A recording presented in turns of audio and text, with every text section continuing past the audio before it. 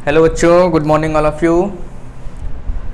Last time हमने पढ़ा था एक्सेलरेशन, ठीक है। तो आज की क्लास में हम पढ़ने जा रहे हैं different types of graphs in motion, ठीक है। देखिए, हमने अब तक क्या क्या पढ़ लिया। हमने स्पीड पढ़ ली है, वेलोसिटी पढ़ लिया है, एक्सेलरेशन पढ़ लिया है। तो अब हमारा जो नेक्स्ट टॉपिक होने वाला है, जो हमारी मोशन में डिफरेंट टाइप की ग्राफ्स होती हैं। जैसे कौन कौन सी ग्राफ्स आती हैं? Distance time graphs and speed time graphs या वेलोसिटी टाइम ग्राफ्स, ठीक है।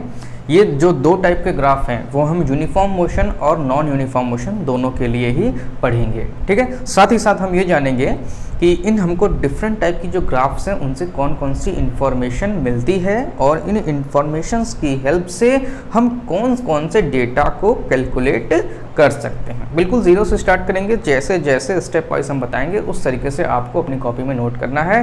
तो मेरा दावा है कि आपसे कोई क्वेश्चन छूटेगा नहीं और आपके दिमाग में जो एक तरीके का ग्राफ्स को लेकर के डर होता है वो ज़रूर गायब हो जाता है। तो चलिए शुरू करते हैं आज की क्लास। चलिए, सो ग्राफ्स इन मोशन, ठीक है, ग्राफ्स इन मोशन। तो सबसे पहला ग्राफ जो हमें पढ़ना होता है वो होता है मेरे प्यारे बच्चों डिस्टेंस टाइम ग्राफ। कौन कौन सी ग्राफ होगी? डिस्टेंस टाइम ग्राफ, ठीक है।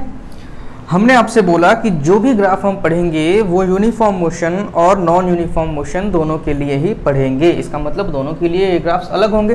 बिल्कुल, थोड़ा सा इसमें अलग हो जाता है। तो सबसे पहला जो हम पढ़ने वाले हैं डिस्टेंस टाइम ग्राफ वो होगा यूनिफॉर्म मोशन के लिए, ठीक है। उससे पहले जो सबसे पहला ग्राफ हमारा होगा वो होगा बॉडी इन रेस्ट, ठीक है। अगर कोई बॉडी रेस्ट में है तो उसका डिस्टेंस टाइम ग्राफ कैसा बनेगा, ठीक है। आइए थोड़ा सा पहले डेटाल्स देख लेते हैं, ठीक है। जैसे कि मान लीजिए कि मेरे प्यारे बच्चों ये एक रोड है, ठीक है। इस रोड पे एक पर्सन खड़ा है और वो है ऑब्जर्वर, और यहाँ पे एक दूसरा पर्सन खड़ा है जो कि है बॉडी। आपको मालूम है कि ऑब्जर्वर क्या करता है? वॉच करता है कि बॉडी मोशन में है कि नहीं है। तो इस बंदे ने क्या है, अपने हाथों में घड़ी लगा रखी है और ये देख रहा है कि time t is equal to 0 पे जो हमारी बॉडी है वो d डिस्टेंस पे है, ठीक है। Time t is equal to 0 पे जो डिस्टेंस है वो d है। फिर देख रहा है कि time t is equal to हमारे जब 2 सेकेंड हो जाते हैं तो भी बॉडी वहीं की वहीं खड़ी है और अभी भी उसका जो डिस्टेंस है वो d है। फिर उसने देखा time t is equal to 3 second पे या time t is equal to 4 second पे भी उसका डिस्टेंस वही है, एंड सो ऑन, ठीक है। तो आप ये देखिएगा कि हमारे पास दो चीज़ें हैं, एक है टाइम और एक है डिस्टेंस। इस टाइम और डिस्टेंस में, ठीक है, एक जो फिजिकल क्वांटिटी है वो डिपेंडेंट है और एक फिजिकल क्वांटिटी इंडिपेंडेंट होती है, ठीक है। तो ये बताइए टाइम डिपेंडेंट है कि इंडिपेंडेंट है? तो हमें मालूम चलेगा कि जो टाइम है वो एक इंडिपेंडेंट है, मतलब टाइम किसी पर डिपेंड नहीं करता। तो यहाँ पे हम लिखेंगे कि टाइम जो है वो इंडिपेंडेंट क्वांटिटी है। कौन सी क्वांटिटी है? इंडिपेंडेंट क्वांटिटी है। तो हमें मालूम होना चाहिए कि इंडिपेंडेंट क्वांटिटी को हम हमेशा कौन सी एक्सिस पे लेते हैं? इंडिपेंडेंट क्वांटिटी को हम एक्स एक्सिस पे लेते हैं। फिर उसके बाद जो डिपेंडेंट क्वांटिटी, जो रेस्ट ऑफ द क्वांटिटी है, उसे हम वाई एक्सिस पर ले लेंगे। तो चलिए, अगर हम इसका ग्राफ प्लॉट करेंगे तो हम सबसे पहले ग्राफ प्लॉट करने के लिए हमें मालूम है कि दो हम एक्सिस बनाते हैं। एक एक्सिस होती है हमारी एक्स एक्सिस और एक एक्सिस होती है हमारी वाई एक्सिस, ठीक है। हमने क्या बोला? एक्स एक्सिस पे हम किसको लेते हैं? जो इंडिपेंडेंट है, जो कि इंडिपेंडेंटली आगे बढ़ता है, जिस पर हमारा कोई कंट्रोल नहीं होता है, तो वो है हमारी t, ठीक है। तो एक्स एक्सिस पे इंडिपेंडेंट फिजिकल क्वांटिटी रखी जाएगी। फिर हम यहाँ से यहाँ पे t इज इक्वल टू कितना होगा मेरे प्यारे बच्चों? 0 सेकेंड, ठीक है। t is equal to 0 second. अब देखिए, y एक्सिस को हमने माना था distance d, distance time graph बना रहे हैं ना, तो y एक्सिस पे डिस्टेंस रखेंगे और x एक्सिस पे टाइम रखेंगे। फिर हम ग्राफ को प्लॉट करेंगे। डिफरेंट पॉइंट्स है ना, एक a है, एक b है, एक c है। तो हमने देखा कि time t is equal to 0 पे जो डिस्टेंस था वो d था, तो time t is equal to 0 पे जो डिस्टेंस था वो कितना था? d था, ठीक है। यहाँ तक समझ में आया? फिर कह रहा है time t is equal to 2 second. भाई ये 0 सेकेंड है तो यहाँ कहीं 2 सेकेंड भी होगा, जाहिर सी बात है। अब यहाँ पे जो डिस्टेंस है वो हमने देखा कि अभी वो डिस्टेंस कितना बना है, 2 सेकेंड बना है। फिर आगे के पॉइंट पर हम गए तो जैसे ही टाइम हमारा 4 सेकेंड होता है तो ये जो डिस्टेंस है अभी भी उतना ही है, एंड सो ऑन। इसका मतलब अगर हम इन सारे पॉइंट्स को एक लाइन से मिला दें तो हमारे पास जो ये ग्राफ मिल रहा है वो है distance time graph, distance time graph for body in rest. ये है क्या, हॉरिजॉन्टली स्ट्रेट लाइन, ठीक है। इसका जो स्लोप है वो कितना है, 0। स्लोप का मतलब आप समझते हैं इंक्लिनेशन, या इसको अगर हम हिंदी में आपको बताएं तो ढलान, ठीक है। तो इसका जो स्लोप है वो 0, बिल्कुल फ्लैट है ना ये, तो ये फ्लैट हमको लाइन मिलती है। कौन सी लाइन मिलती है, फ्लैट। तो ये क्या है, distance time graph of a body in rest. कैसे प्लॉट किया आप लोगों ने देख लिया, पूरे एक हमने डे लाइफ के एग्जाम्पल को उठाया, ठीक है। फिर हमने देखा डिफरेंट टाइम्स पर डिस्टेंस वही की वही है, तो टाइम तो चेंज हो रहा है लेकिन डिस्टेंस देखो ऊपर नहीं जा रहा है, वो कांस्टेंट चल रहा है। इस तरीके से हमको एक फ्लैट लाइन या straight line, horizontally straight line मिली। इसको हम बोलते हैं distance time graph for a body in rest, ठीक है। मेरी बात समझ में आ रही है आप लोग को।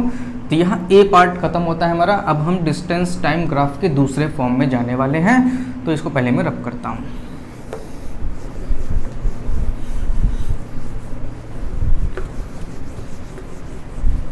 चलिए अब हम डिस्टेंस टाइम ग्राफ देखेंगे उस बॉडी के लिए,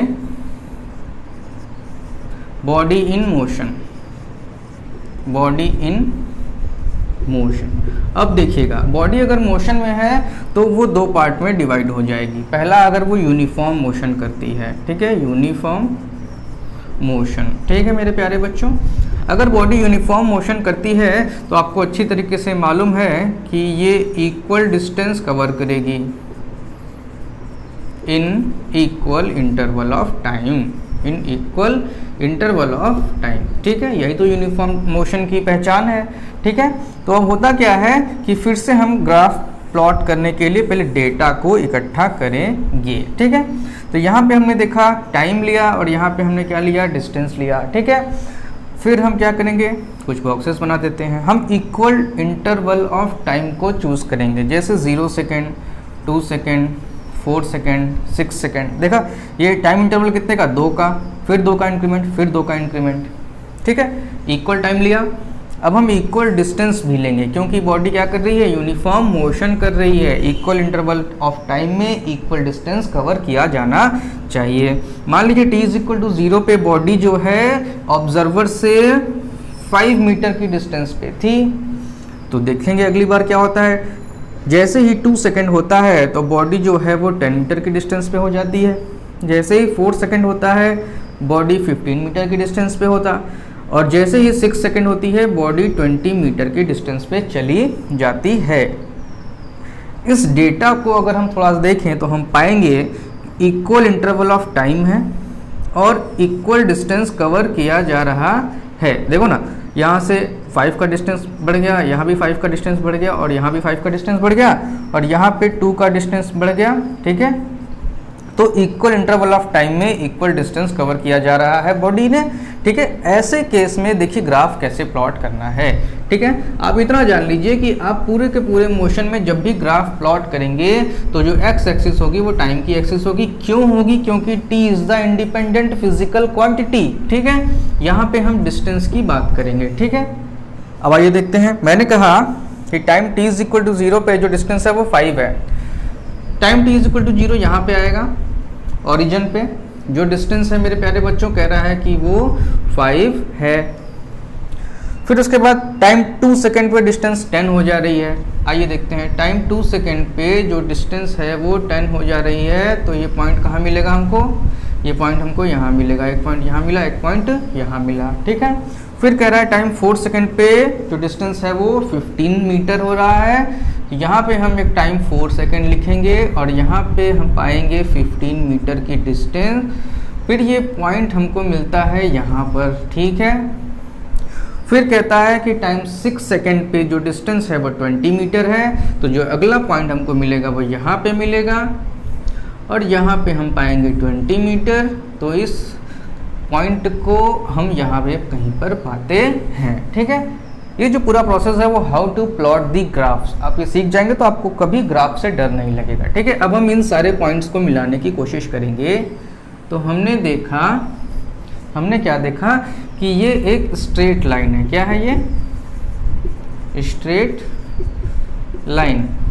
और स्ट्रेट लाइन किसका इंडिकेशन है? यूनिफॉर्म मोशन का इंडिकेशन है। किसका इंडिकेशन है? यूनिफॉर्म मोशन का इंडिकेशन है। तो मेरे प्यारे बच्चों, डिस्टेंस टाइम ग्राफ में कभी भी आपने अगर स्ट्रेट लाइन देखा तो आप बिल्कुल समझ जाइए कि ये यूनिफॉर्म मोशन कर रही होगी बॉडी। ठीक है, क्योंकि इक्वल डिस्टेंस कवर कर रही है इक्वल इंटरवल ऑफ टाइम में। ठीक है, तो ये जो ग्राफ हो गया वो body in motion with uniformly motion. ठीक है, मतलब बॉडी जब यूनिफॉर्म मोशन कर रही होती है तो उसका ग्राफ ये है। ठीक है, अब देखिएगा इसमें एक चीज़ और है कि if at time t is equal to 0 पे, जैसे हमने कहा कि यहाँ पे माना था ना कि अगर time t is equal to 0 पे डिस्टेंस 5 मीटर हो, बट ऐसा भी तो हो सकता है कि time t is equal to 0 पे बॉडी जो है वो डिस्टेंस उसकी ऑब्जर्वर से 0 हो, ये भी हो सकता है। तो ऐसे केस में जो पहला पॉइंट हमें यहाँ पे मिला था वो पहला पॉइंट हमें कहाँ मिल जाएगा? यहाँ पे मिल जाएगा। तो जो ग्राफ हम प्लॉट करेंगे ना वो ग्राफ कुछ ऐसा हो जाएगा जो कि ओरिजिन से पास होगा। ठीक है, तो यहाँ पे हम लिखेंगे कि it passes from the origin, it passes from the origin, from the origin. ठीक है, मेरी बात समझ गए आप लोग कि नहीं? इस केस में हमने देखा 0 पे 5 मिल रहा था, टाइम 0 पे distance 5, but in this case time t is equal to 0 पे डिस्टेंस क्या था? 0, यानी जो बॉडी होगी वो ऑब्जर्वर के ही पास में होगी। तो जो उसका ग्राफ है वो कहाँ से स्टार्ट होगा? ओरिजिन से स्टार्ट होगा। ये डिस्टेंस हो जाएगा, ये टाइम हो जाएगा और ये ओरिजिन हो जाएगा। मेरी बात समझ रहे हैं? इन दोनों ग्राफ में केवल इतना सा डिफरेंस है कि ये ओरिजिन से स्टार्ट है और वो वाला जो है यहाँ से स्टार्ट है, और दोनों पैरेलल है। ठीक, और दोनों ही स्ट्रेट लाइन है। तो ये जो ग्राफ है आपको समझ में आ गया, ये है body, if body is doing uniform motion.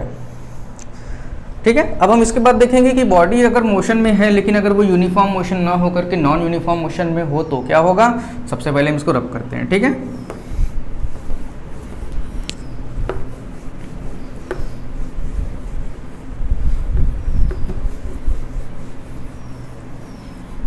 चलिए, तो यूनिफॉर्म की जगह अब हम लिखेंगे नॉन यूनिफॉर्म मोशन पार्ट 2। ठीक है, तो यहाँ पे हो जाएगा नॉन यूनिफॉर्म मोशन। ठीक है, तो वही ग्राफ्स जैसे कि एक्स एक्सिस पे क्या लिया जाएगा? टाइम, और यहाँ पे लिया जाएगा डिस्टेंस। ठीक है, तो कई तरीके के ग्राफ इसमें बन सकते हैं। यहाँ पे टाइम, यहाँ पे डिस्टेंस, यहाँ पे टाइम, यहाँ पे डिस्टेंस, और टाइम और डिस्टेंस। मैंने बोला आपसे कि बॉडी अगर यूनिफॉर्म मोशन कर रही है तो वो स्ट्रेट लाइन होगी। तो मेरे प्यारे बच्चों, नॉन यूनिफॉर्म मोशन का जो इंडिकेशन होता है वो होता है कर्व लाइन। कर्व चाहे जैसा भी हो, देखिएगा ऐसे भी हो सकता है, ऐसे भी हो सकता है, कर्व ऐसे भी हो सकता है। और अगर हम इन तीनों को अब ओरिजिन से स्टार्ट कर दें, क्योंकि अगर t इज इक्वल टू 0 पे डिस्टेंस अगर 0 होगा तो ऐसे ग्राफ तो बनेंगे नहीं, तब तो वो ओरिजिन से स्टार्ट होगा। देखते हैं, तब ऐसे ग्राफ बनेगा, ऐसे ग्राफ बनेगा और ऐसे ग्राफ बनेगा। मेरी बात समझ में आ रही है आप लोगों को? मैंने इन तीनों ग्राफ को इस केस के लिए एक ही में बना दिया है। ठीक है, मतलब जब भी आप देखोगे कि नॉन यूनिफॉर्म मोशन है तो जो ये ग्राफ है वो कभी स्ट्रेट लाइन ना होते हुए कर्व होगा, और कर्व का जो शेप है वो कुछ भी हो सकता है। ठीक है, मेरी बात समझ रहे हैं? तो ये जो है वो नॉन यूनिफॉर्म मोशन का एग्जाम्पल है। नॉन यूनिफॉर्म मोशन के ग्राफ ऐसे ही बनते हैं, इससे ज़्यादा इसमें कुछ नहीं। ओके, चलिए लेट अस रब। तो सारे ग्राफ जो डिस्टेंस टाइम ग्राफ के जितने भी टाइप हो सकते हैं पॉसिबल, वो सारे टाइप के ग्राफ मैंने आपको बता दिए।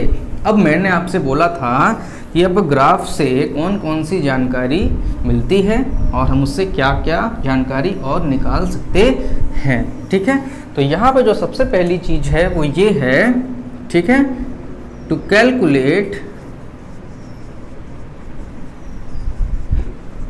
speed from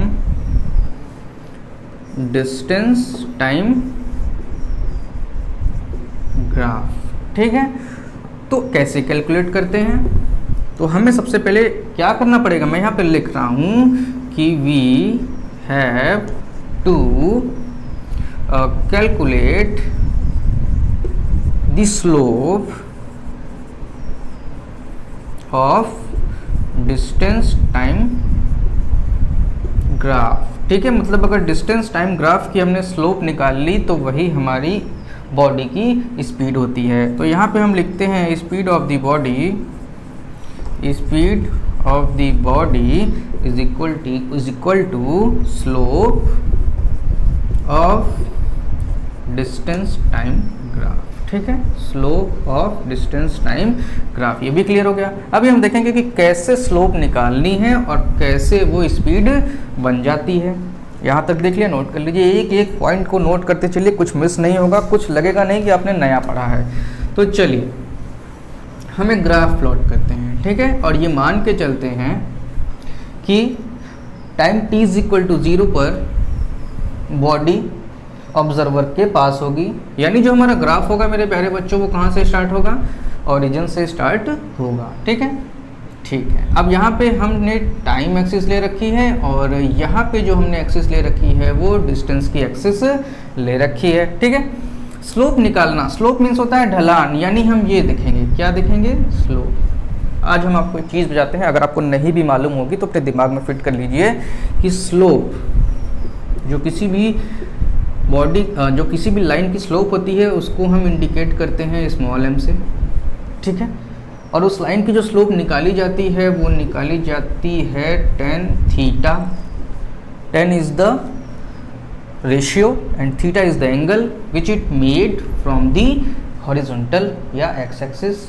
और x एक्सिस से जो ये एंगल बना रहा है ये लाइन, उसका अगर हम tan निकालेंगे ना, tan, तो जो आएगा वही उसका स्लोप कहा जाएगा। ठीक है, अब मेरे प्यारे बच्चों ट्रिग्नोमेट्री में आपने पढ़ा होगा कि जो किसी भी एंगल का जो tan होता है वो होता है परपेंडिकुलर अपॉन बेस। जैसे जैसे बता रहे हैं वैसे वैसे समझिए। अभी तो हमने यहाँ तक ये सीखा कि भाई स्पीड हमको स्लोप से मिलेगी। अब बात आती है कि स्लोप कैसे मिलेगी, तो स्लोप ऐसे मिलेगी, स्लोप को m से शो करते हैं और ये किसी जिस लाइन की स्लोप हम निकाल रहे हैं वो लाइन x एक्सिस से जो एंगल बनाती है उसके tan से मिलेगी। फिर हमने पढ़ा कि ट्रिग्नोमेट्री में होता है भाई tan theta is equal to perpendicular upon base. तो ना परपेंडिकुलर दिख रहा है ना बेस दिख रहा है, तो क्या करेंगे हम लोग क्या करेंगे, किसी पॉइंट से एक यहाँ पे परपेंडिकुलर ड्रॉप कर लेंगे x एक्सिस पर और हम इस पॉइंट का नाम रखेंगे a और इस पॉइंट का नाम रखेंगे b। ठीक है, आगे बढ़े। अब आपको लग रहा होगा कि इस एंगल के सामने वाला जो लाइन है, जो साइड है AB इज द परपेंडिकुलर और बेस क्या होगा, OB। इसका मतलब speed is equal to slope is equal to m is equal to tan theta is equal to perpendicular AB divided by OB that is base. ठीक है, आइए देखते हैं। तो अब यहाँ से जो हमारा स्लोप निकल के आ रहा है इज इक्वल टू AB। अब बताइए कि ये AB क्या है, AB ए पॉइंट ये हमको बता रहा था डिस्टेंस। ठीक है, इसने तो इतनी डिस्टेंस कवर कर ली है, ए पॉइंट बताता है डिस्टेंस। ठीक है, तो ये AB जो है वो हमको ये बताता है और ये क्या चीज़ है, ये डिस्टेंस है, तो ये हो जाएगी डिस्टेंस D। ठीक है, अब देखिएगा OB क्या चीज़ है, OB is the time taken. OB time axis है ना, टाइम एक्सिस पे है ना ये, तो OB लाइन हमको टाइम बताती है, तो यहाँ पे हम लिखेंगे टाइम टेकन, टाइम टेकन। तो क्या दिक्कत समझ में, distance upon time is equal to क्या होता है मेरे प्यारे बच्चों, डिस्टेंस अपॉन टाइम ही तो स्पीड होती है। तो इसका मतलब जो स्लोप है वो हमको इन द एंड क्या देती है, स्पीड देती है। ठीक है, स्लोप क्या देती है, इन द एंड हमको स्पीड देती है। कैसे देखा, हमने स्लोप निकाला m tan theta perpendicular upon base, नहीं मालूम था परपेंडिकुलर, हमने एक पॉइंट लिया, वहाँ से जो है परपेंडिकुलर ड्रॉप किया, फिर हमने AB निकाला। ठीक है, फिर हमने ओ बी निकाला। अब ये ए बी जो है वो इस एक्सिस पर डिस्टेंस है और ए बी ओ बी जो है वो इस एक्सिस पे टाइम है। तो A B upon O B is the distance upon time and we know that distance upon time is known as the speed. इसका मतलब स्लोप इज द स्पीड। ठीक है, समझ में आ गया। तो m is equal to tan theta is equal to perpendicular upon base is equal to A B upon O B is equal to distance upon time is equal to speed. मेरी बात समझ आ गई ना? ये पूरी लाइन नोट कर लीजिए अच्छे से। ठीक है, तो यहाँ पे हमने देखा, हमने उस लाइन की स्लोप को निकाला और देखा कि वो क्या दे रही है, स्पीड दे रही है। ठीक है, चलिए शुरू करते हैं। नेक्स्ट हम एक एग्जांपल के थ्रू इसको और क्लियर कर देते हैं ताकि आप लोगों को कोई दिक्कत ना हो। ठीक है,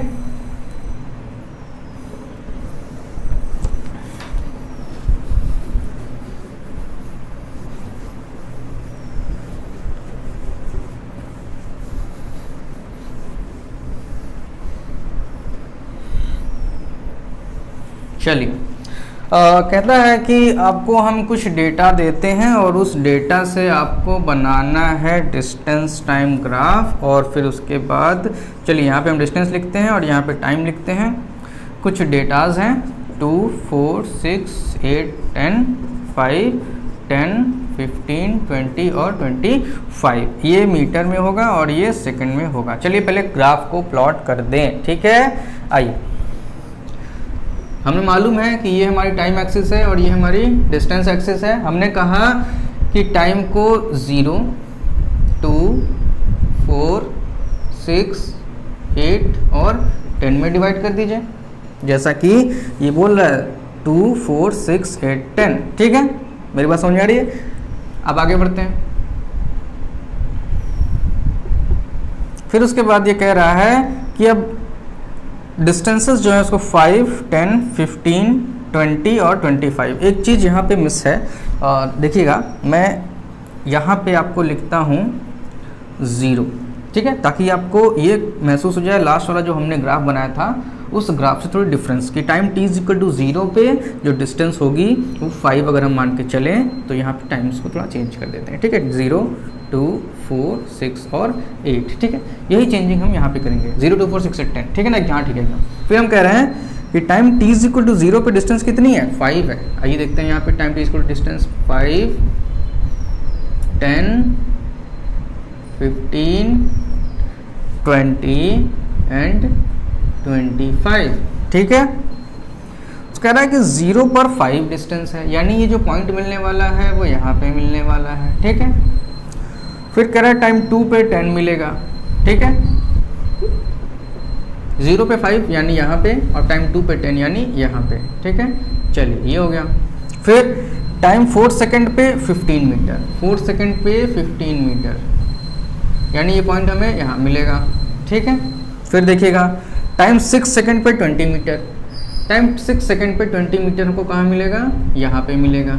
और टाइम 8 सेकंड पे 25 मीटर हमको यहाँ मिलेगा। इस तरीके से हम एक ग्राफ प्लॉट कर लेंगे ना। चलिए इस तरीके से जो ग्राफ हमको मिलेगा वो एक स्ट्रेट लाइन मिलेगी बाय जॉइनिंग दीज डॉट्स।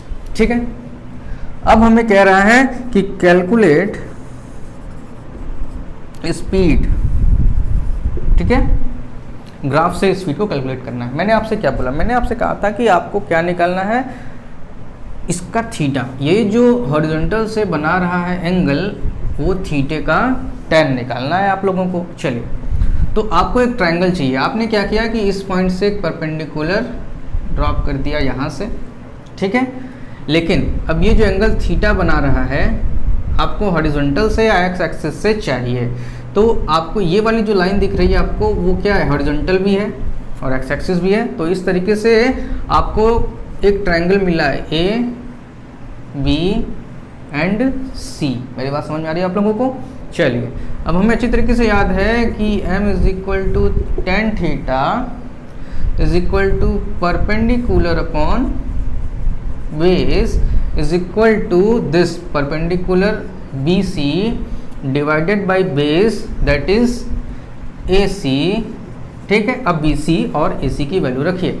देखिए B पॉइंट की वैल्यू है 25 और C पॉइंट की वैल्यू है 5, तो इनके बीच का जो डिस्टेंस हो जाएगा ये वो कितना हो जाएगा 25 माइनस 5।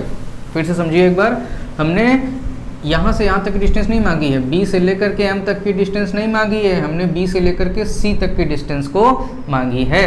तो ये जो B से लेकर के M तक की डिस्टेंस है वो है 25 और C से लेकर के M तक की जो डिस्टेंस है वो क्या है 5।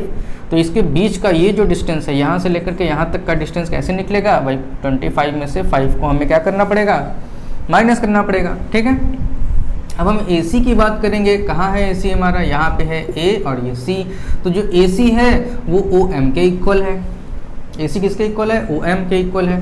तो कैसे हो जाएगा हमारा, यहाँ से लेकर के यहाँ तक की जो डिस्टेंस है वो मेरे प्यारे बच्चों 8 है। ठीक है, इसको हम टाइम एक्सिस बोल रहे हैं। ठीक है, तो ये हो जाएगा 20/8, दैट इज़ 4 5 जा 20 और 4 2 जा 8, दैट इज़ 2.5 मीटर पर सेकेंड। ये हो जाएगी हमारी स्पीड। ठीक है, समझ में आ रही बात।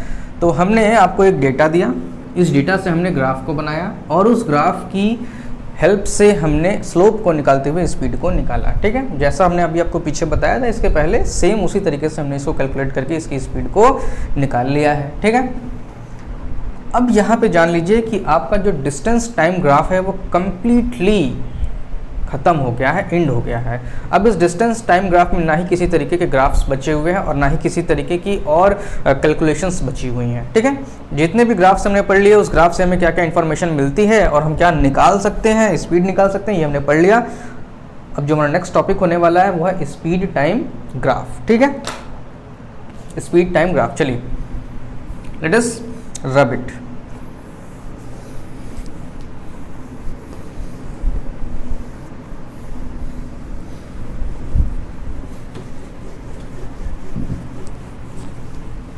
चलिए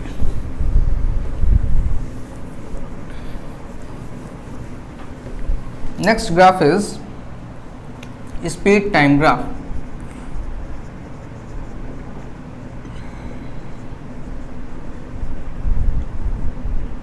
अब स्पीड टाइम ग्राफ क्या होता है, ठीक है। इसमें हम दो एक्सिस लेते हैं, एक्स एक्सिस और वाई एक्सिस। फिर से एक्स एक्सिस पे हम टाइम एक्सिस को लेते हैं और वाई एक्सिस पे हम क्या लेंगे, स्पीड लेंगे। कितने तरीके की ग्राफ्स बन सकती हैं। अगर कोई बॉडी या आपकी साइकिल या आपकी बाइक या ट्रेन या बस या कार कुछ भी है वो एक कांस्टेंट स्पीड से जाएगी तो इसे कांस्टेंट स्पीड टाइम ग्राफ बोलेंगे। ठीक है, अब दूसरे टाइप का ग्राफ में क्या हो सकता है कि बॉडी, जो कार है, जो बाइक है, जो साइकिल है, उसकी स्पीड बढ़ती रहे, यानी उसमें एक्सीलरेशन होगा, तो उसका ग्राफ कैसा बनेगा। तीसरे टाइप का ग्राफ होता है कि जो उसमें एक्सीलरेशन है वो मतलब रिटार्डेशन हो जाए, यानी उसकी स्पीड कम होने लगे। ठीक है, तो यहाँ पे भी एक तरीके का ग्राफ बनेगा। ये तीन टाइप के ग्राफ ये हो गए। और जो चौथे टाइप का ग्राफ है वो ये है कि जो एक्सीलरेशन उसमें हो रहा है वो नॉन यूनिफॉर्म एक्सीलरेशन हो। ठीक है, मेरी बात समझ रहे हैं, ये सारी चीज़ें हैं। तो ये चार टाइप के लगभग ग्राफ हैं इसमें। तो सबसे पहला body moving with constant speed. मेरी बात समझ रहे हैं, body moving with constant speed. ठीक है, चलिए आगे बढ़ते हैं। इसमें क्या है कि कुछ डेटा लीजिए आप पहले। ठीक है, कह रहा है ये टाइम है और यहाँ पे स्पीड है, हम उसको v से शो करेंगे। ठीक है, time t is equal to 0 second पर इसकी जो वेलोसिटी है वो 10 मीटर पर सेकेंड है, चले जा रहा है। 5 सेकेंड बाद देखा कि वेलोसिटी में कोई चेंज नहीं हुआ, 10 मीटर पर सेकेंड। 10 सेकेंड बाद भी उसने देखा कि वेलोसिटी में कोई चेंज नहीं हुआ, और इस तरीके से 15 सेकेंड बाद भी उसने देखा कि उसकी वेलोसिटी में कोई चेंज नहीं हुआ। तभी तो ये कांस्टेंट स्पीड बोला जा रहा है कि टाइम मेरे प्यारे बच्चों देखिए बढ़ता जा रहा है लेकिन स्पीड में कोई इन्हांसमेंट नहीं है। तो इस तरीके के ग्राफ देखिए कैसे बनते हैं। यहाँ पे हम लेंगे टाइम एक्सिस, यहाँ पे लेंगे हम स्पीड या वेलोसिटी एक्सिस। तो हमने देखा, क्या देखा कि time t is equal to, अगर हम 0 लेते हैं तो जो वेलोसिटी है वो कितनी है, 10 है। फिर time t is equal to 5 लिया, फिर हमने 10 लिया, फिर 15 और फिर इसी तरीके से। तो 5 पे भी जो उसकी वेलोसिटी है वो 10 आई, 10 पे भी जो उसकी वेलोसिटी है वो 10 आई, और 5 पे भी उसकी वेलोसिटी 10, और यहाँ भी उसकी वेलोसिटी 10। इस तरीके से इन सब पॉइंट्स को हमने मिला दिया तो हमने पाया कि हमें क्या मिला, एक फ्लैट स्ट्रेट लाइन मिली। क्या मिली हमें क्या मिली, एक फ्लैट स्ट्रेट लाइन जिसका कि स्लोप क्या है इसका मेरे प्यारे बच्चों, स्लोप इसका क्या है, 0 है। ठीक है, इसका स्लोप क्या है, 0। जो बता रहा हूँ उसको लिखते जाइए। तो यहाँ पे body moving with constant speed है। अगर बॉडी कांस्टेंट स्पीड से मूव कर रही है तो हमने देखा कि जो वेलोसिटी टाइम ग्राफ मिल रहा है वो फ्लैट स्ट्रेट लाइन मिल रही है, और जो उसकी स्लोप है वो 0 है। ठीक है, कांस्टेंट स्पीड से केवल इतना ही है। अब आगे बढ़ते हैं। ठीक है, so let us rub it, note कर लीजिए।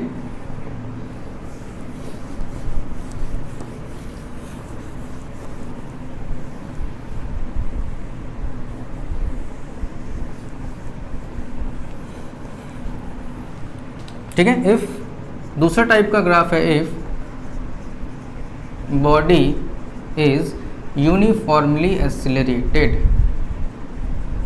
यूनिफॉर्मली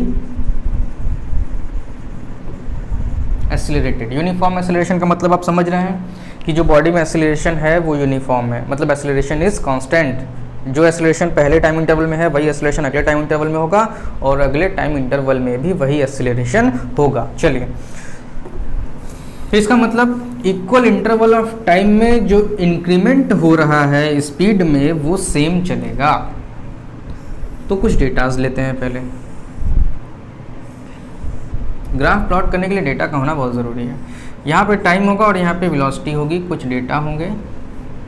ये कह रहा है कि time t is equal to 0 second पे जब चेक की गई उसकी वेलोसिटी थी 5 kilometre per hour.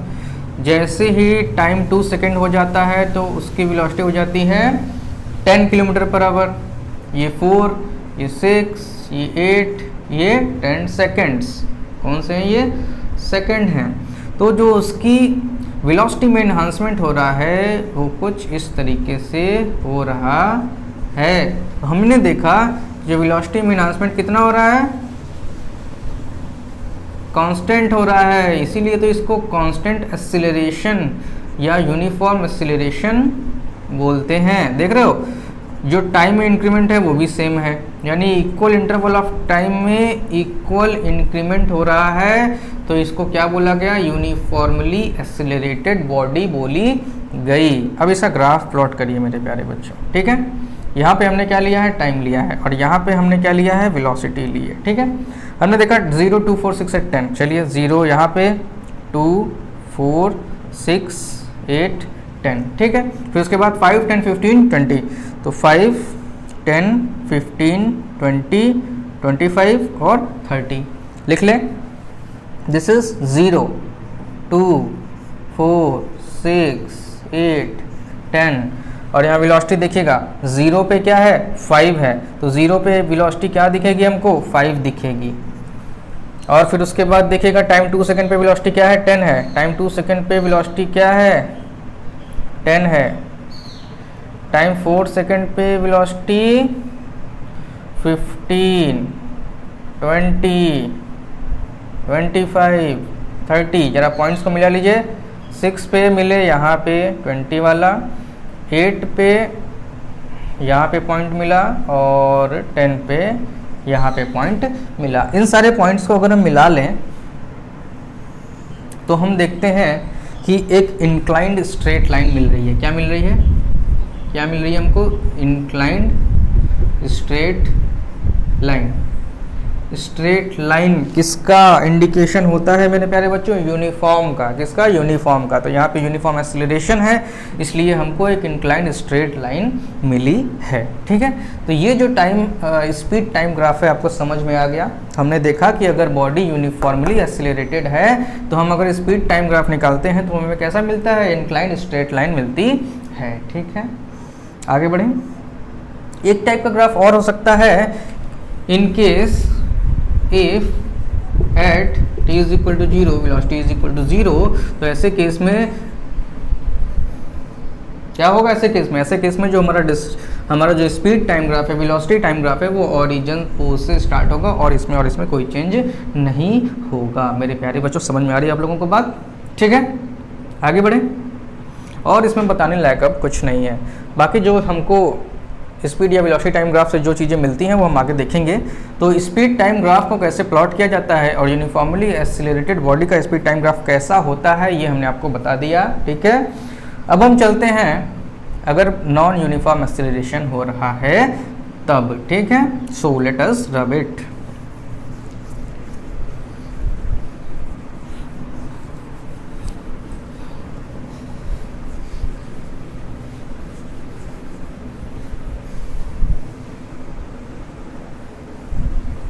If body is under third type of graph, non-uniform acceleration,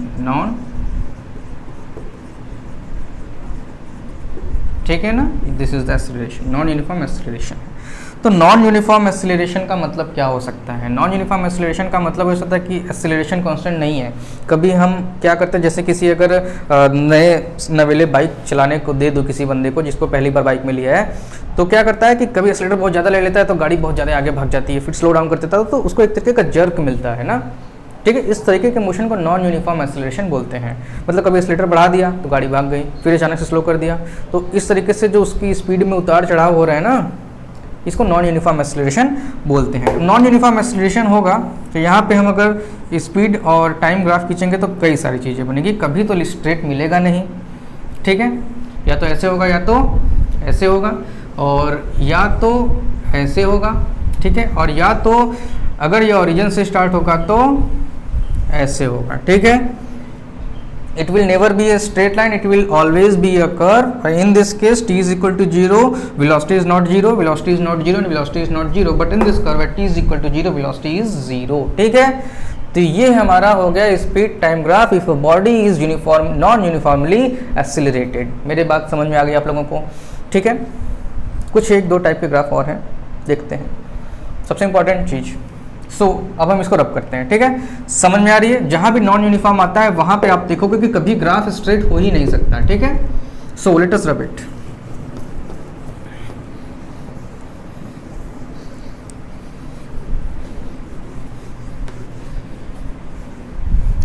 What will be the shape of the velocity time graph if a body is retarding?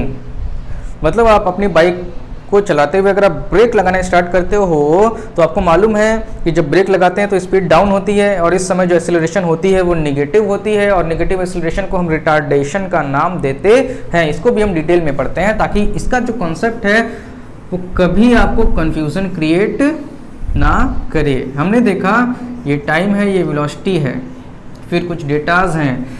जैसे ही हमने brake apply किया, time t is equal to 0 second पे brake apply किया, हमारी जो speed थी 60 kilometre per hour थी, अगले ही 1 सेकंड में ये 40 हो गई, अगले ही 2 सेकंड में ये 30 हो गई, अगले 3 सेकंड में 20 हो गई, ठीक है, और 4 सेकंड में 10 हो गई, और 5 सेकंड में कितनी हो जाती है?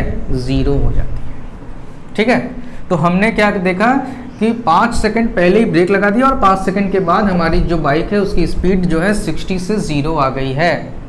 60 से 0 आ गई, रिटार्डेशन हो रहा है। क्या हो रहा है? रिटार्डेशन हो रहा है। जब भी स्पीड स्लो डाउन होती है तो एक्सीलरेशन नेगेटिव होता है, जिसे हम रिटार्डेशन बोलते हैं। इसका ग्राफ कैसे प्लॉट होगा ये देखते हैं। हमने कहा कि ये टाइम ग्राफ है और ये वेलोसिटी एक्सिस है, time axis velocity axis. Time t is equal to 0 पे वेलोसिटी कितनी है? 60। ठीक है, तो पहला पॉइंट हमको तो यहीं पर मिल गया। फिर उसके बाद जैसे जैसे टाइम बढ़ता जाता है स्पीड कम होती जाती है, तो 1 2 3 4 5 पे जो स्पीड है वो 60 है, तो हम देखेंगे इसको 10 20 30 40 50, तो 10 20 30 40 50 और 60। ठीक है, तो हमने देखा 0 पे कहाँ पे थे? 60 पे थे। 1 पे कहाँ पे आ गए? 40 पे आ गए। ठीक है, 50 करो इसको 50, क्योंकि जो टाइम इंटरवल सेम चलना चाहिए। 0 पे कहाँ पे है? 50, तो पहला पॉइंट हमें यहाँ पे मिल गया। 1 पे 40 आ जाओ, 1 पे 40 आ जाओगे तो यहाँ पे मिलेगा। इस पॉइंट को यहाँ से मिला दो, ठीक है। और 2 पे कहाँ आ गए हम, 30 पे आ गए, तो ये पॉइंट यहाँ पे मिल जाता है। और 3 पे हम कहाँ पे आ गए, 20 पे आ गए, यहाँ मिल जाते हैं। और 4 पे हम यहाँ पे आ जाते हैं, और लास्ट में हम यहाँ पे आ जाते हैं। इस तरीके से जो ग्राफ मिल रहा है आपको वो एक स्ट्रेट लाइन मिल रहा है, और जो कि नीचे की तरफ झुका हुआ है। कैसा झुका हुआ है, नीचे की तरफ झुका हुआ है। इसे हम बोलते हैं निगेटिव स्लोप। ठीक है, क्या बोलते हैं इसको, इसको बोलते हैं निगेटिव स्लोप। ठीक है, क्योंकि इस समय जो थीटा है वो इधर से हो गया है। पहले थीटा किधर से हुआ करता था, इधर से हुआ करता था, और इस समय थीटा कैसे हो गया, इधर से हो गया है। तो इसलिए हम क्या बोलते हैं इसको, निगेटिव स्लोप ग्राफ। ठीक है, तो हमने देखा कि अगर एक्सीलरेशन हो रहा है तो ऐसे ग्राफ बनेगा, और रिटार्डेशन हो रहा है तो ऐसे ग्राफ बनेगा, नीचे की तरफ इंक्लाइंड होगा। ठीक है, जाहिर सी बात है भाई, स्पीड बढ़ती जाएगी तो ऊपर की तरफ जाएंगे, स्पीड डाउन होती जाएगी तो हम जीरो की तरफ पढ़ेंगे ना। तो ये आज हमारे स्पीड टाइम ग्राफ का सारा जो कॉन्सेप्ट है वो ख़त्म हो गया है। अब हम देखते हैं कि स्पीड टाइम ग्राफ से हमें क्या क्या चीज़ें मिल रही हैं। चलिए ठीक है, देखते हैं। इसको नोट कर लिया आप लोगों ने, स्क्रीनशॉट ले लीजिए इसका। चलिए,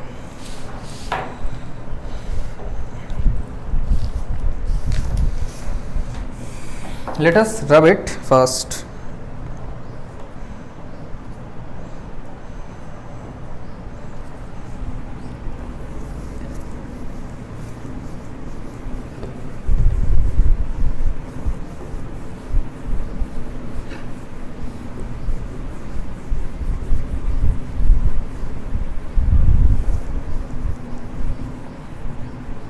चलिए, स्पीड टाइम ग्राफ। अब आप थोड़ा सा बैक जाइए। डिस्टेंस टाइम ग्राफ की स्लोप क्या देती है, डिस्टेंस टाइम ग्राफ की जो स्लोप है वो हमें स्पीड देती है। स्पीड टाइम ग्राफ का भी स्लोप कुछ ना कुछ होगा, आइए देखते हैं। तो हम यहाँ पे एक स्पीड टाइम ग्राफ को प्लॉट करते हैं और मानते हैं 0 से ये स्टार्ट हो रहा है। हालांकि अगर यहाँ से भी स्टार्ट होता तो कोई दिक्कत नहीं थी। तो हमने देखा कि ये पॉइंट O है, ये पॉइंट A है। स्लोप निकालने के लिए हमको एक ट्रायंगल चाहिए होता है ना, तो हमने ट्रायंगल प्लॉट करके यहाँ पे परपेंडिकुलर ड्रॉप कर दिया। ठीक है, इस पॉइंट का नाम हम रख देते हैं A डैश। ठीक है, अब देखिए 0 से T, तो यहाँ से यहाँ तक की जो डिस्टेंस है वो टाइम T है। ठीक है, और यहाँ पे 0 वेलोसिटी है, और यहाँ पे पहुँच करके इसकी वेलोसिटी कितनी हो जाती है, v हो जाती है। इनिशियल वेलोसिटी को हम स्मॉल u से शो करते हैं, और फाइनल वेलोसिटी को हम स्मॉल v से शो करते हैं। ठीक है, मेरी बात समझ में आ रही है। स्लोप निकालने के लिए ये थीटा देखा हमने, हम अच्छी तरीके से जानते हैं कि इसको m से शो करते हैं। इसकी वैल्यू होती है tan ऑफ द थीटा। कैसे निकालते हैं, perpendicular upon base AB upon OB। AB की जो वैल्यू है वो है हमारी AB इज इक्वल टू क्या, A डैश O या OA डैश, और OB की वैल्यू OB रखेंगे। OA डैश क्या है एक्चुअल में, यहाँ 0 से लेकर के यहाँ तक जाने में वेलोसिटी कितनी कवर किया, v। ठीक है, और देखिएगा OB क्या है हमारा, OB इज द टाइम। थोड़ा सा इसमें हमको चेंज करना पड़ेगा। इसको हम अगर v में से 0 माइनस कर दें मेरे प्यारे बच्चों, तो कोई दिक्कत है क्या, कोई दिक्कत नहीं है। v माइनस 0, अब देखिएगा स्लोप क्या निकल के आ रहा है, v minus 0 upon T. v क्या है, फाइनल वेलोसिटी, 0 क्या थी, इनिशियल वेलोसिटी अपॉन टाइम, और ये vf minus vi upon time क्या हो जाता है, एक्सीलरेशन हो जाता है। तो इसका मतलब कि जो स्पीड टाइम ग्राफ या वेलोसिटी टाइम ग्राफ की जो स्लोप है वो हमें क्या देती है, एक्सीलरेशन देती है। ठीक है, समझ में आ रही है बात। चलिए इसको रब करते हैं और देखते हैं कुछ और चीज़ें हैं क्या। ठीक है, ओके फाइन। दूसरी टाइप की जो ग्राफ है उस पर भी हम आपको बता देते हैं।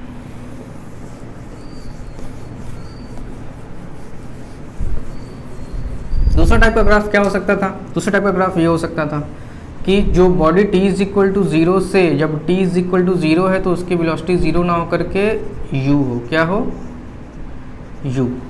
ठीक है, और जब टाइम बढ़ के t हो जाए तो उसकी वेलोसिटी बढ़ करके क्या हो जाए, v हो जाए, और यहाँ से यहाँ तक की जो डिस्टेंस होगी वो v होगी। ये पॉइंट हमें मिलेगा यहाँ पे कहीं पर, और इस तरीके से ग्राफ प्लॉट हो जाएगी। ठीक है, हमको स्लोप निकालना है, तो मैंने क्या बोला आपसे, तुरंत एक परपेंडिकुलर ड्रॉप करिए, यहाँ से परपेंडिकुलर ड्रॉप करिए, और आपको तुरंत जो है एक ट्रायंगल मिलेगा। ठीक है, तुरंत आपको एक ट्रायंगल मिलता है। आप इस पॉइंट का नाम रखिए ए, इस पॉइंट का नाम रखिए बी, इस पॉइंट का नाम रखिए सी, इधर रखिए ओ और इधर रखिए बी डैश, और इस पॉइंट का नाम रखिए आप सी डैश। ठीक है, आगे बढ़े हम लोग। हमने निकालना है ये थीटा। देखिए स्लोप क्या चीज़ है, slope is equal to M is equal to tan theta is equal to B C upon A B. ठीक है, परपेंडिकुलर अपॉन बेस। अब देखिएगा आप लोग, जो बी सी है वो एक्चुअल में ए सी है। यहाँ से यहाँ तक की डिस्टेंस, यहाँ से यहाँ तक की डिस्टेंस है कि नहीं, तो B C is equal to A C dash divided by A B जो है वो ओ बी डैश है। अब देखिएगा ए सी डैश क्या है, ए सी डैश एक्चुअल में क्या है, ओ सी डैश माइनस ओ ए है कि नहीं है, ओ सी डैश माइनस ओ ए। ये वाला जो छोटा सा डिस्टेंस दिख रहा है वो इसमें से इसको माइनस करने से मिलेगा कि नहीं मिलेगा। तो ए सी डैश हमें कैसे मिलता है, ओ सी डैश माइनस ओ ए। ओ बी डैश रहने दीजिए। ठीक है, थोड़ा सा और देखते हैं आगे। तो slope M is equal to O C dash V है, क्या है वी। ओ ए क्या है U divided by O B dash क्या है, टोटल टाइम जो यहाँ से लिया गया था वो टी है।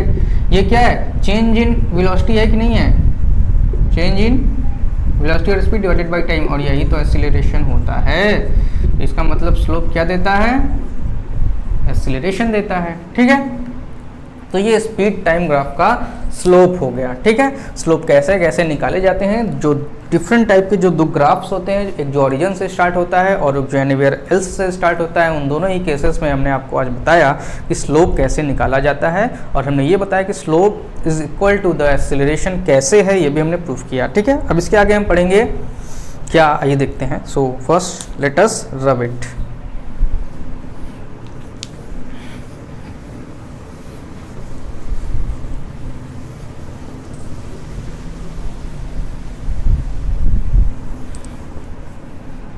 चलिए,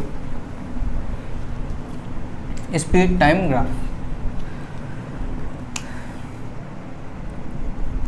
टू कैलकुलेट डिस्टेंस ट्रेवल्ड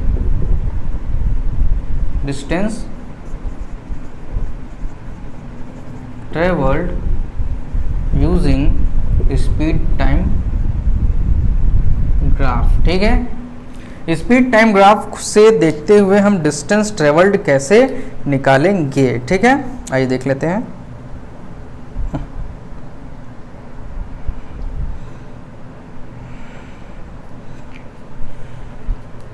चलिए, सबसे पहले हम एक ग्राफ प्लॉट करते हैं। 1 सेकेंड। चलिए, हो गया। तो आइए ग्राफ प्लॉट करते हैं। ये है हमारा टाइम एक्सिस और ये है हमारी वेलोसिटी एक्सिस। ठीक है, वीटी ग्राफ क्लियर है। इस वीटी ग्राफ पे हमें क्या कैलकुलेट करना है, distance travelled using a VT graph. दोनों ही टाइप के ग्राफ लेकर चलते हैं। ये है हमारा स्ट्रेट लाइन यूनिफॉर्म मोशन का एग्जांपल है। ठीक है, ये ओ है, ये पॉइंट ए है। ठीक है, तो what we have to calculate the distance travelled. ठीक है, क्या कैलकुलेट करना पड़ेगा, area under the curve, area under the curve. अब देखिए, ये जो कर्व दिख रहा है ओ ए, उसके अंदर का एरिया कितना है, ये जो पूरा एरिया है वो एरिया अंडर द कर्व आता है। कर्व के नीचे का एरिया निकालेंगे कैसे, ये तो एक ट्रायंगल बन गया है। अगर हम इस पॉइंट को बी नाम दें तो हमारे पास एक ट्रायंगल आया है O A B is equal to area of triangle O A B. ठीक है, कैसे निकलता है भाई area of triangle O A B, निकलता है ऐसे, area is equal to half of the base into height. Clear है, half of the base into height. Base कहाँ पे है, बेस है O B, that is T. Half of the base क्या है, टी, हाइट क्या दिख रही है आप लोगों को? हाइट जो है वो यहाँ से, अगर ये v है इतनी, यहाँ से लेकर के यहाँ तक, ठीक है, तो यहाँ पे हम क्या लिखेंगे? v, ठीक है। अब इसमें थोड़ा सा चेंज करते हैं, चलिए, t इंटू वी प्लस 0/2, ठीक है। अच्छा देखिए, यहाँ पे जो इसकी इनिशियल वेलोसिटी थी, initial velocity u is equal to 0, final velocity v is equal to v, तो इनकी एवरेज निकालिए। कैसे निकलती है? v plus u/2 that is v/2, ठीक है। तो इसका मतलब ये जो है वो एवरेज वेलोसिटी है, ठीक है। तो t इंटू वी एवरेज, ठीक है। तो क्या निकला? टाइम इंटू वेलोसिटी क्या होती है? वेलोसिटी इंटू टाइम क्या होता है मेरे प्यारे बच्चों? ये डिस्टेंस ही तो होता है। क्या होता है? डिस्टेंस होता है। इसका मतलब हमने देखा कि जब हमने एरिया अंडर द कर्व निकाला वो हमारा डिस्टेंस बन गया। एरिया अंडर कर्व अगर हमने निकाला तो ये क्या बन गया? हमारा डिस्टेंस। तो हमने एरिया अंडर द कर्व कैसे निकाला? इसका एरिया निकाला, half of the base into height. Base क्या है? OB, that is T। Height is equal to क्या है? V। V को हम V प्लस 0 भी तो लिख सकते थे, तो हमने V प्लस 0 और 2 को इसके नीचे कर दिया, और हमने कहा कि ये तो एवरेज वेलोसिटी हो गई भाई, क्योंकि इनिशियल वेलोसिटी 0 है, फाइनल वेलोसिटी V है। तो जब हम इनका एवरेज निकालेंगे तो दोनों का सम करके 2 से डिवाइड कर देते हैं, यहीं पे पहुँचे हैं, और ये है एवरेज। तो ये T इंटू वी एवरेज हमारा क्या बन जाता है? Distance is equal to velocity into time होता है कि नहीं होता है? दैट इज वाई ये हमारी क्या हो जाएगी? Distance. So here we have proved that area under the curve of the velocity time graph gives the distance covered by the body, ठीक है। अब एक और दूसरे टाइप का ग्राफ है, उससे कैसे निकालते हैं ये देखना ज़्यादा इंपॉर्टेंट है, तो नोट करिए और यहाँ पे हम इसको रब करेंगे, ठीक है।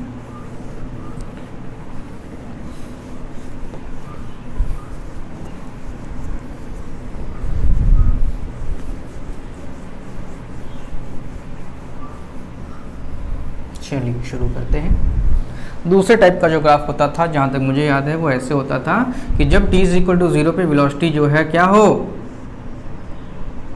0 ना हो करके u हो, और कुछ समय के बाद यहाँ पे हमने लिखा t इज इक्वल टू 0, और यहाँ पे हमने लिखा टाइम t, ठीक है। जैसे ही टाइम t पर पहुंचता है, इसकी जो वेलोसिटी है वो हो जाती है v। तो यहाँ से यहाँ तक की जो मेरे प्यारे बच्चों डिस्टेंस है वो है v, ठीक है। अब हम नाम लिख देते हैं। ये हो जाएगा हमारा A, B, C, D, E, और ये जो पॉइंट है वो है O, ओरिजिन। क्लियर है? सारी चीज़ें दिख रही हैं। एरिया अंडर द कर्व कहाँ है? एरिया अंडर द कर्व ये है, ये पूरा एरिया अंडर द कर्व ये पूरा है, ठीक है। अब हमें क्या करना होता है? एरिया अंडर द कर्व, लेकिन ये जो area under the curve, area under curve is equal to area of the trapezium. ये एक ट्रेपेजियम है। ट्रेपेजियम दिख रहा है कि नहीं आपको? A B E O A, A B E O A B E O A, ये एक ट्रेपेजियम है। अब इस ट्रेपेजियम का एरिया कैसे निकलता है? इसका ऐसे निकलता है, half of the sum of parallel side, sum of parallel sides into perpendicular distance between them, ठीक है। देखिएगा, ये जो हम निकाल रहे थे area, half of the sum of parallel side, एक पैरेलल साइड ये है जिसकी लेंथ कितनी है? v। एक पैरेलल साइड ये है जिसकी लेंथ है u। तो sum of the parallel side that is u plus v। Clear है? Into perpendicular distance.